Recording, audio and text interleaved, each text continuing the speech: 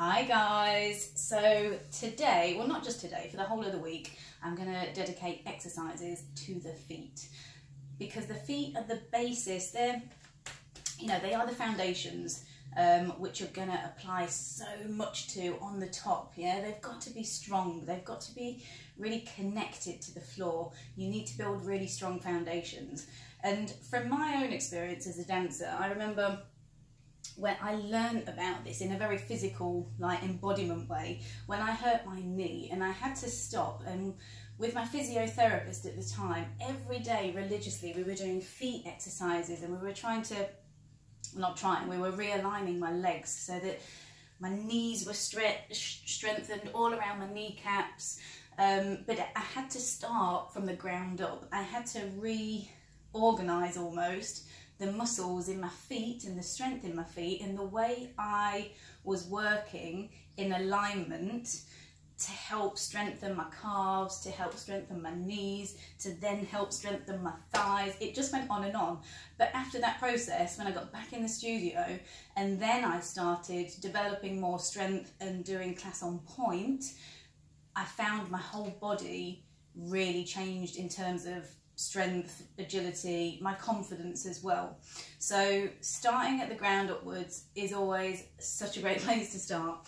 So we're going to look at exercises with resistance bands. These are incredible. Like in your ballet bag, you need to have a few things, and this is one of them. You get them in all different resistance levels. Here, a tennis ball. This has multiple purposes. This can iron out knots in your legs, in your muscles, but it can also be used for imagery when you're teaching, which I'll do another video on, but also exercises like what I'm about to show you now. A towel to wipe off the sweat. No, but also there are some great exercises that you can do with a towel, very simple. So I'm going to start with one exercise that you can do with a tennis ball which will help with your alignment. So first of all, you need to understand what type of body you are working with or you are teaching. So again, this is another video in itself. You have to really understand the shape of the skeleton that you're teaching or working with. Do you have curvature of the spine, lower, upper, or do you have a misalignment with the hips, forward and back or up and down? And you can see this in the shortening of one leg. Do you have sway backs? So I have a very, very small sway back. This is where the leg goes out towards the bottom. So they're not kind of directly underneath me. If I stretch into my knees, they go back. I don't have a big one, but there is a sway there. And I have what I call bandy legs or bowed legs. So there is a gap that runs through. If I just stand normally, my knees go a little bit in and there is a gap through my legs. So this isn't a typical ballet leg, but it never stopped me. So that's like, hopefully that gives you some kind of confidence. What it did was teach me, or I had to learn how to work with this body shape, so sway back and bowed, in order to work around the technique. And there are loads of really clever tips and tricks, like standing in fifth with a slight gap in between your legs that allows your sway backs to release, so you don't feel like you can't close your legs. You're giving yourself space to close. And with this, for example, people with bowed legs, they go out like that, just like mine. If you go up onto demi-point, if you don't have strong ankles already, probably you're going to go up a little bit like this. Yeah, so you can see that the weight is going to the outside of my toes, and there's here, this is all out of line. What you want to achieve in ballet or in any technique is that your legs go in a straight line. So this part here, from your knee to your shin, to the middle of your toes, it's all going in a straight line. So there's no bend that way, and there's also equally no rolling that way.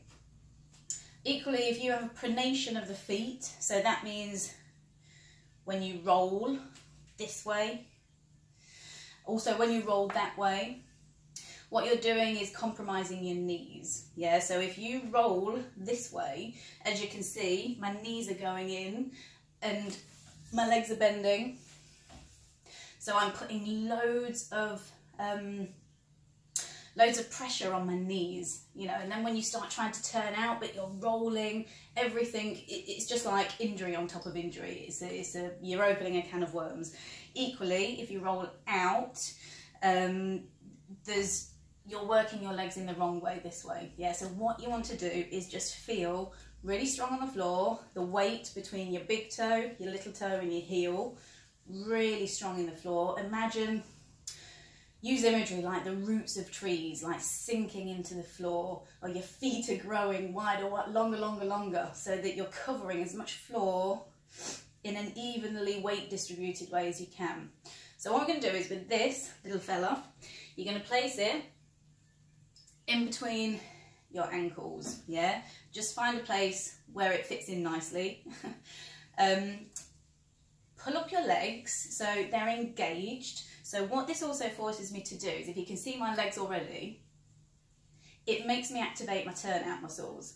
So what I'm doing is I'm engaging my bottom muscles, I'm rotating my thighs and my inside thighs, I'm pulling up my knees. My pelvis is still neutral, so we're applying all of the same corrections that we had previously.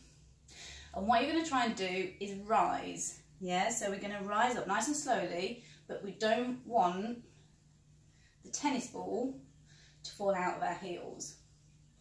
So what you're doing is you're actually squeezing the tennis ball together with your ankles. And what that's doing, slowly down, resist the coming down, apply your technique, resist the coming down, and resist. And again, slowly up. So here, I'm activating my inside thigh muscles, my thighs are pulled up, my knees are long, but what I can't do here is completely stretch into my knees. What it's making me doing is really lengthen long. This is a really great exercise. I can feel this in my legs already. And then as I go down, I feel like I'm pulling up, but I'm still holding on to this tennis ball in between my ankles. Again, up. There is no way that I can go back to this bowed shape because I'm having to pin my legs together using the tennis ball. I can feel this around my glutes, around my quads, and my knees are nicely active, but they're not stretching back into the legs. I can really feel my muscles working. So if I do it this way, I'm rising up. I've got really, really straight, strong legs. My core is engaged, my glutes are engaged, my quads. And now as I come down, imagine that you're squeezing an orange. You're squeezing all the juice out of the orange as you lower your heels. Again, up.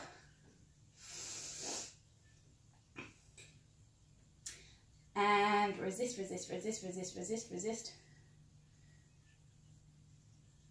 Coming down.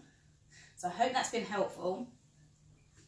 Really easy exercise. And then take the ball away and do exactly the same, but imagine the ball is there. And what it does, it brings your awareness to your legs, to the alignment, and to activating your muscles in the way that they were when you were holding a tennis ball together. Resist the coming down. Come up, imagine the tennis ball is there. So as you're on demi-point, I'm just going to come down one leg. This is all straight, that's what you're trying to achieve. And you've got weight between your big toe and your little toe. But your knee to your ankle, this is all in a straight line. So you're not here, you're not here, all of which are very dangerous if you're about to go on point. So this is a great pre-point work exercise, but equally, it's just really good to embed in or around your practice. You can do these at home, you don't need any space, you just need a tennis ball or anything just to put in between your legs. So have a go, let me know how you get on, and then I can add another element to this exercise.